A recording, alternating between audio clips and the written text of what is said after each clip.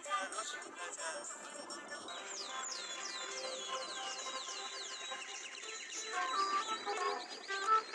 কি আনন্দ, আহা কি আনন্দ, আকাশে সূর্য নিচে মাটি। আহা কি আনন্দ, আহা কি আনন্দ, আহা কি আনন্দ। আরে ও গোপাল দাদা, গোপাল দাদা, এই সকাল সকাল কি আবার পিছু ডাকলো? আরে আমি গো আমি। আমি তো আমি নামে কাউকে চিনি না। তুমি একটু পেছন ফিরে তাকাও তো। আমি তো সামনে যাচ্ছি, পিছনে তাকাও কেন? ঠিক আছে, তাহলে আমি তোমার সামনে আসি। আরে দৌড়াচ্ছ কেন? আরে দাঁড়াও দাঁড়াও বলছি, দাঁড়াও, নইলে কিন্তু আমি মহারাজের কাছে যাবো। হ্যাঁ, ও তুমি, আরে আগে বলবে তো, আমি করছি না কেন? একদম কথা ঘোরাবে না গোপাল দাদা। এবার বলো কি বলছি। দেখো, আমি তোমাকে আগের বছর 50 মোহর ধার দিয়েছিলাম। কি তোমার তো মিষ্টির দোকান, ধার দিলে তো লোকে ছুরি কাঁচি ধার দেয়, আর তুমি মোহরে ধার দেওয়ার ব্যবসা শুরু করেছো কবে থেকে বলো দেখি? আবার কথা ঘোরানো শুরু করেছো। আমি এবার কিন্তু সত্যি মহারাজের কাছে যাব। আরে মজা করছি তো। আরে বারবার আমাদের মধ্যে মহারাজকে টেনে আনার কি দরকার বলো তো? সে না টানা, তবে তুমি ওই আমার 50 মোহর সুদ সহ কবে ফেরত দেবে বলো তো? আর কিন্তু তোমার হাতে ওই 1 সপ্তাহ সময় আছে। হ্যাঁ, 1 সপ্তাহ মানে কতদিন ভাই? 7 দিন, 7 দিন। 7 দিন। আচ্ছা 7 দিন মানে কত ঘন্টা? 24 গুণ 7, মোট ওই 168 ঘন্টা। অনেক সময় আছে। দেখো গোপাল দাদা, তোমার সাথে কিন্তু আমার ওই কাগজে কলমে লিখিত পড়িত আছে। হ্যাঁ, যদি ওই সময়ের মধ্যে তুমি আমার কাছ থেকে নেওয়া ওই অর্থ আমাকে ফেরত না দিতে পারো, তাহলে কিন্তু তোমার ওই বাড়ি ঘর সব আমার হয়ে যাবে। হ্যাঁ হ্যাঁ, মনে আছে মনে আছে। এখন রাজসভায় যাই, 168 ঘন্টা পেরিয়ে গেলে চলে এসো, কেমন? বেশ, কথাটা মনে থাকে যেন। হ্যাঁ, তখন আর কিন্তু কোনো চালাকি করতে যাবে না। আমি সোজা মহারাজকে বলে দেবো। ঠিক আছে ঠিক আছে।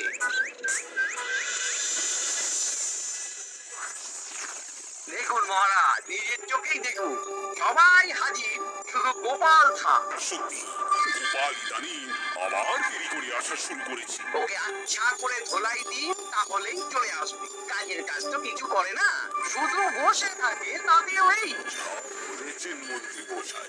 আমার মতে গোপালকে রাজসভাতেই বেঁধে রাখুন, তাহলে আর বাড়িতে যেতেও হবে না আর দেরি করে আসবেও না। রোজ রোজ গোপাল করে রাজসভায় আসতে দেরি, তাই এবার তার পায়ে পড়াতে হবে বেড়ি।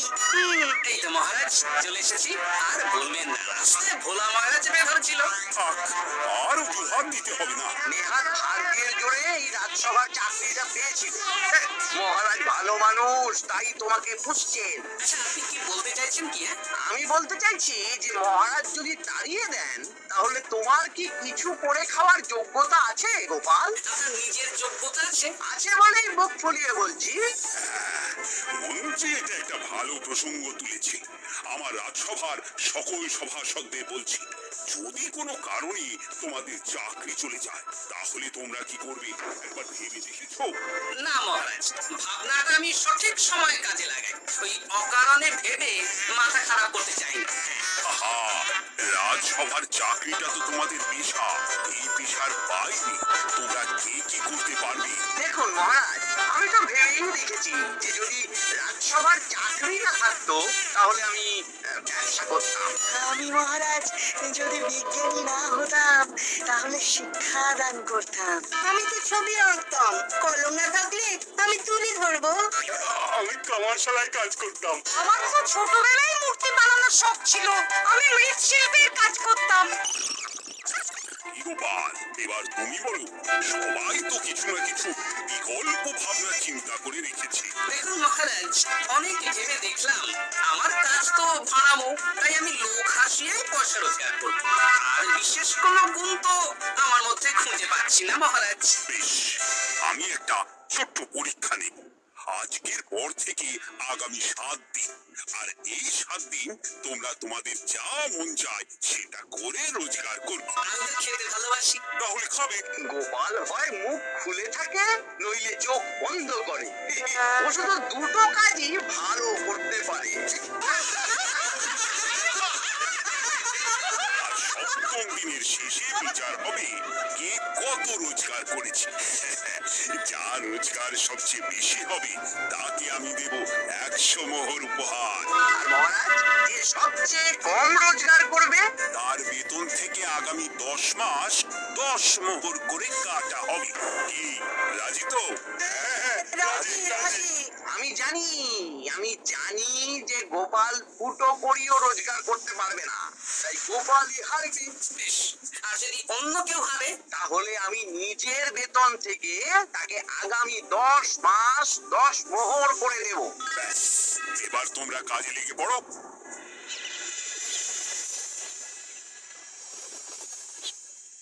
কি গিন্নি, আজকেও নিরামিষ? হ্যাঁ, আজকেও নিরামিষ খেতে হয়। হ্যাঁ, রোজই তো কিছু না কিছু একটা লেগে আছে তোমার। আমাদের পুরো শরীরটাই তো আমিষ, হ্যাঁ? তাহলে আমিষ খেতে বাধা কিসের বলো দেখি? বেশি তর্ক করতে হবে না বাপু। তা তোমাকে ডিম বানিয়ে দেবো। হ্যাঁ, না, আমি মানুষই। ঠিক আছে গিন্নি। আরে তোমাকে ডিম বানাবো বলেছি নাকি? আমি বললাম তোমার জন্য ডিম বানিয়ে দেবো। জন্যটা তো বলনি তখন। তাড়াতাড়ি দাও, তাড়াতাড়ি দাও। এখন কদিন শুধু খাবো আর ঘুমাবো। 7 দিন ছুটি। ছুটি মানে? সেসব পরে বলবো গিন্নি। যাও গিয়ে ডিম সেদ্ধ বসাও।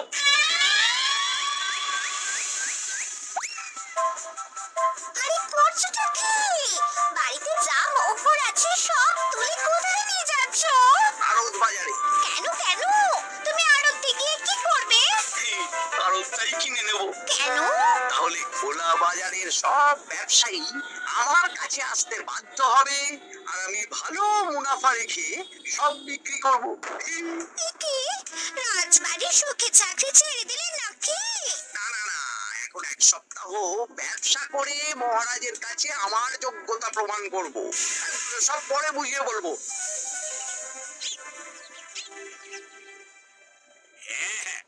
আমি আপনাকে সব শিখিয়ে দেব। তাহলে ভাই, ওই আগামীকাল সকাল থেকে কাজে লেগে পড়বো, কেমন? তাহলে বুঝতে পারলেন তো যে কি করতে হবে? হ্যাঁ হ্যাঁ জমিদার মশাই, কবিতা লেখা যেমন আমার পেশা, তেমনি চিত্রশিল্প আমার নেশা। তাহলে তো আর কোনো চিন্তাই নেই। আশা করি খুব সুন্দর ছবি আঁকবেন। আপনি 1 সপ্তাহ পর এই মন্দির চিনতেই পারবেন না। এই নিন আপনার জন্য 50 মোহর অগ্রিম। মন্দিরের চিত্রকলা শেষ হয়ে গেলে আরো 50 মোহর দেব, ঠিক আছে? বেশ।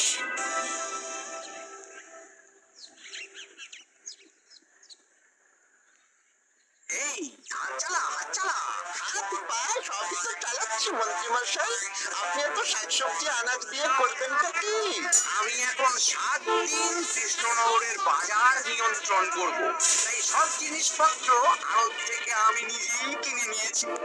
এবার সাধারণ বাজারের দোকানদাররা আপনার কাছে আসবে। কাল সকাল থেকে শুধু মোহর গুনবো।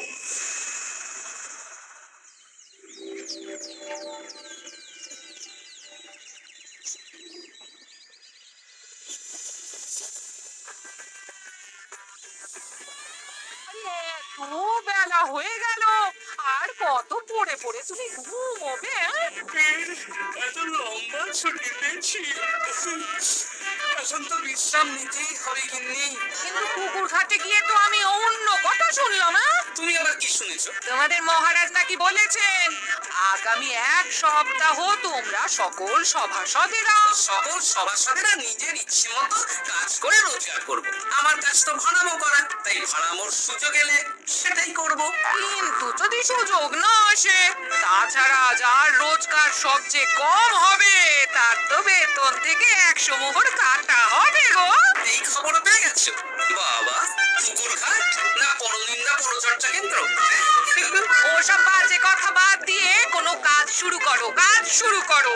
এরকম গা এলিয়ে শুয়ে থাকলে ভগবান এসে তোমাকে পয়সা দিয়ে যাবে না গো। গোপাল দাদা, ও গোপাল দাদা, উচিত গোপাল দাদা? কি খবর গো? এই তো গতকাল তোমার সাথে কথা হলো, আজ একেবারে বাড়িতেই চলে এসেছো। তোমার যা হালচাল তাতে তো মনে হচ্ছে ওই কদিন পরে বাড়িটা আমারই হবে। আর সেই আশাতেই বসে থাকো। এই ভোলাময়রা এসেছে কেন গো? এসব কি বলছে হ্যাঁ? মাথা করুন, আপনার কাছে আর কি লুকাবো? বহুদিন আগে গোপাল দাদা আমার কাছে 50 মোহর ধার নিয়েছিল। সেই ধারের থেকে 5 মোহর এখনো আমাকে শোধ করে। সে কি হ্যাঁ? শর্ত অনুযায়ী যদি গোপাল দাদা আগামী ওই 6 দিনের মধ্যে ধার না শোধ করতে পারে তাহলে এই বাড়ি আমার হয়ে যাবে। তুমি আমাকে এত বড় কথা লুকিয়ে রেখেছো হ্যাঁ? না আমি বলবো বলবো করে বলা হয়ে ওঠেনি আর কি। এবার আপনি দেখুন গিন্নিমা কি করবেন। ভিটে মাটি ছেড়ে কোথায় গিয়ে উঠবেন দেখুন। ইউ এতেও তোমার হুঁশ হয় না হ্যাঁ? দেখুন, এই অযথা চিন্তা করো না তো, কিছু না কিছু একটা হয়ে যাবে।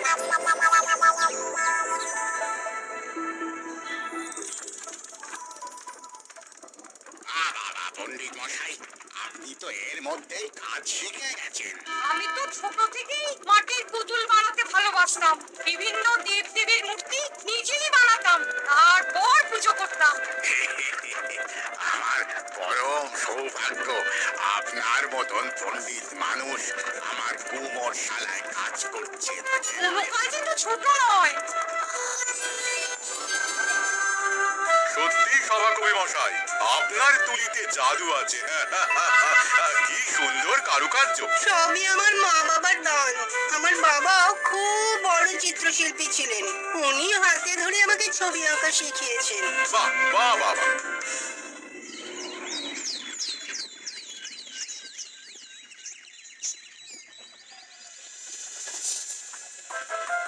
এই যে পুটি, আজকে তো একটা মজার জিনিস শেখাবো।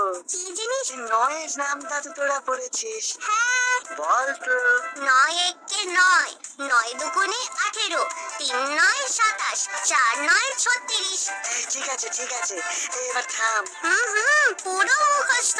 সে তো বুঝতেই পারছি, এবার মজার জিনিসটা দেখ। 9 কে 9, 9 দুগুণে 18, 18 মানে কি? 1 10 8, হ্যাঁ, এবার 1-এর সাথে 8 যোগ কর, কত হয়? 9 3 9 কত? 27, 2-এর সাথে 7 যোগ করলে কত হয়? 9 36-এর 3-এর সঙ্গে 6 জুড়লে 9। আরে বাস, দারুণ তো। সত্যি বিজ্ঞানী মশাই, আপনি কি সুন্দরভাবে পড়া বোঝান। এটা তো আমার নেশা।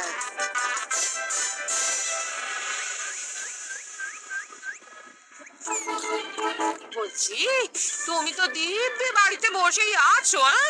কিছুই তো করছো না। সত্যি বলো তো, তুমি ভাড়া মোছাড়া আর কি কিছু করতে পারো হ্যাঁ? মালিশ করতে পারি। একটু তরকারি দাও তো, জলের ঘটিটা দাও না। যত সব আচ্ছা, সত্যি তো ভার না হলে আমি কি হতাম? আমি কুমোর হতাম। মাটির কাজ শুনেছি খুব সোজা। যাই, কুমোর পাড়ায় যাই।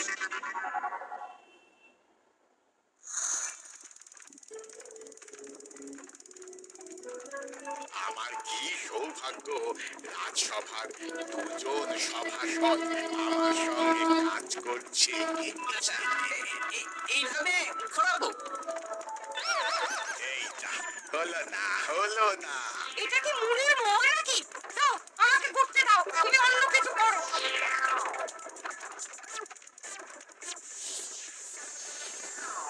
বলো গোপাল দাদা, কি দেবো? মুড়ির মোয়া, তিলের নাড়ু? আমি কিনবো না গো, বানাবো। কি বানাবে? ওই মুড়ির মোয়া। কদিনের জন্য আমার একটা কাজ দরকার, বুঝলে? তা বেশ, তাহলে এসো, এই পিছনেই আমার কারখানা। গুড় মুড়ি সব রাখা আছে, বানাও। এই দেখো, এই যে গুড়ের হাঁড়ি আর ওই যে মুড়ির বস্তা। এবারে বানাও। বেশ, আমি তবে সামনে দোকানটা সামলাই।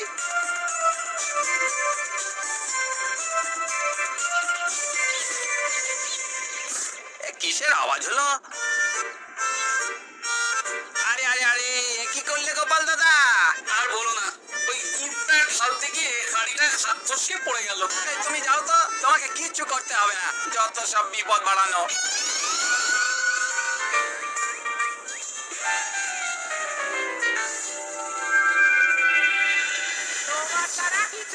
হবে না। হ্যাঁ, সত্যি তো আমার দ্বারা যে কিছুই হবে না গিন্নি। তাহলে তুমি করবেটা কি? এমন করে বলো না গিন্নি, সবারই মুখ খারাপ সময় যায়।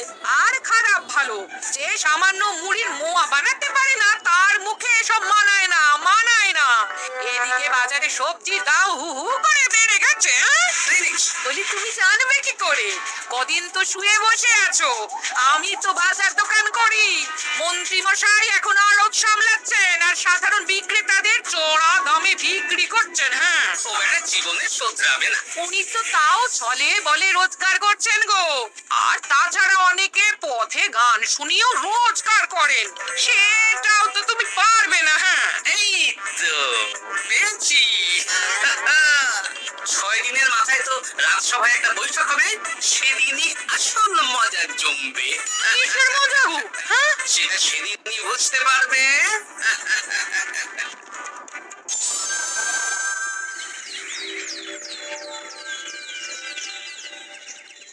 তারপর বলো, আজ তো ষষ্ঠ দিন, আজ অবধি তোমরা কে কত কত রোজগার করেছে? মহারাজ আমি এখনো অব্দি 200 মোহর। বাহ বাহ বাহ, আমি মহারাজ 15 মোহর।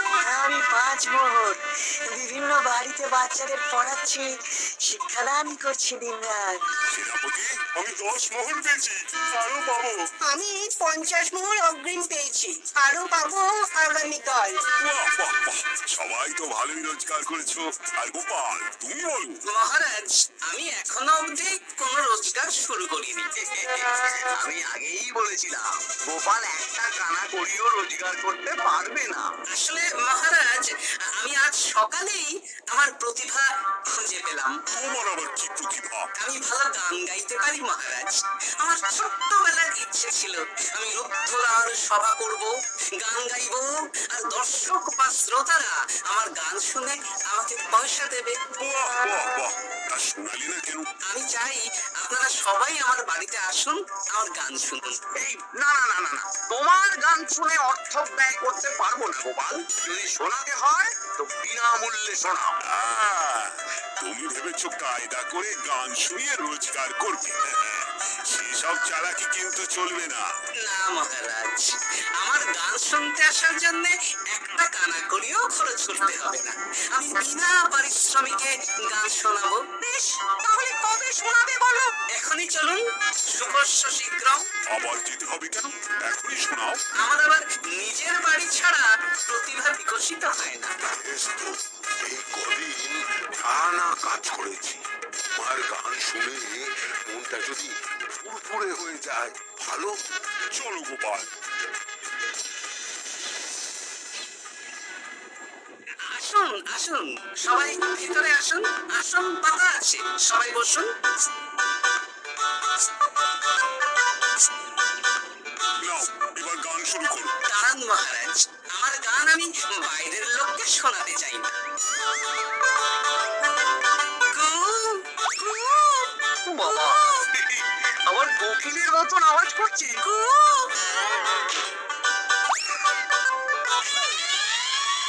না না, শুরু করো। আই, উ। বাবারে বাবা, আরে এত চিৎকার করছো কেন? থামো থামো থামো। এটা ভালো লাগছে না, অন্য গান শোনাচ্ছি তাহলে। আকাশে মেঘে বাতাসে বায়ু, জ্যোতিষী বলেছে আমার 100 বছর আয়ু। ও, আ, উ, থামো, থামো, আরে। আ, উ। গান ঝালাপালা হয়ে গেল। না, থামতে আমি পারবো না, গান শুনতেই হবে। আ, উ। ওরে ওরে বাবা রে বাবা, এই গানে তালা লেগে গেল, আমি পালাই। পালাতে পারবেন না, বাইরেও তালা দেওয়া আছে। বাইরে তালা খুলতে বলো।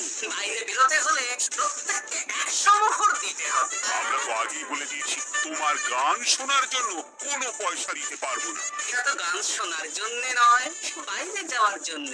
আমার গান শুনতে আসার জন্য কোনো অর্থ লাগে না। গান শুনে বাইরে বেরোতে গেলে অর্থ লাগবে, যন্ত্রটি 100 মোহর মাত্র। কি জ্বালা তোর? হয় দিন, নইলে আবার শুরু করছি। থামো। আপনারা কি সবাই দেবেন না এখানেই থাকবেন? আমার কাছে এখন 50 মতন মোহর আছে। আমার কাছে 5 মোহর আছে। সে আমি লোক পাঠাচ্ছি আপনাদের সবার বাড়িতে, পুরো অর্থ পাবো, তারপর সবাইকে ছাড়বো।